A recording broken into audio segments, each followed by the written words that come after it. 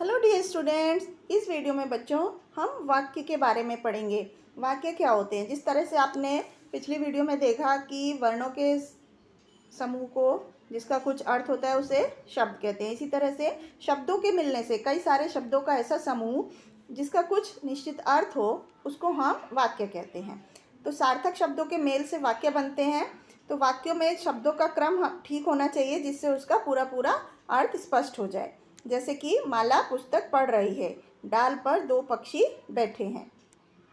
तो अगर हम इनमें शब्दों का क्रम को चेंज कर दें, पढ़ पुस्तक है, तो ये कोई वाक्य नहीं होगा। इसी तरह से बैठे पर डाली हैं पक्षी, तो ये भी वाक्य नहीं कहा जाएगा। लेकिन अगर हमने शब्दों को सही क्रम में लिखा है तो वो वाक्य कहलाएंगे। तो क्या हुआ, किन्हीं ऐसे निश्चित शब्दों का सार्थक समूह को वाक्य कहते हैं जिसका कुछ निश्चित अर्थ होता है। तो अब हम वाक्य के अंग पढ़ते हैं कि किसी भी वाक्य में क्या क्या चीज़ें होनी चाहिए।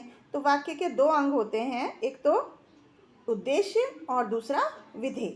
उद्देश्य क्या होता है, जिसके बारे में बात कही जाए। वाक्य में जिसके बारे में बात कही जाए, जैसे हम इंग्लिश में सब्जेक्ट और ऑब्जेक्ट पढ़ते हैं, इसी तरह से हिंदी में इसको उद्देश्य और विधेय बोलते हैं। तो उद्देश्य वो हो गया जिसके बारे में बात कहते हैं, और विधेय वो हो गया जिसके उद्देश्य के विषय में बारे में जो कुछ भी कहा गया, जो बात कही गई, वो विधेय है। जैसे कि इसे हम उदाहरण की सहायता से समझते हैं। जैसे सुमन गाना गा रही है, ये एक वाक्य है। तो सुमन किसके बारे में बात हो रही है, सुमन के बारे में। तो सुमन उद्देश्य है और वो क्या कर रही है, गाना गा रही है, तो ये विधेय हो गया। वर्षा और वर्षा हो रही है में वर्षा उद्देश्य हो गया, और वर्षा क्या हो रही है, तो वो विधेय हो गया। इस तरह से शब्दों का ऐसा समूह जिसका कुछ मीनिंग होता है, अर्थ होता है, उसे वाक्य कहते हैं। शब्दों के जिस समूह से पूरी बात समझ में आ जाए उसको वाक्य कहते हैं। वाक्य के दो पार्ट होते हैं, दो हिस्से होते हैं, उद्देश्य और विधेय। अब हम इसको एक्सरसाइज की हेल्प से समझते हैं।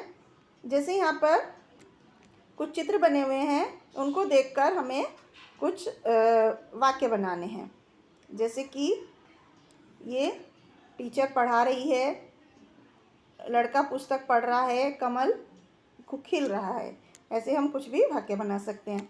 अगले प्रश्न में हमें वाक्य पूरे करने हैं। जैसे चिड़िया चहचहा रही हैं, कौन डाल पर बैठा है, तोता डाल पर बैठा है, आम फलों का राजा है, किसान खेत जोत रहा है, विद्यालय में पुस्तकालय है, और कोयल कूक रही है।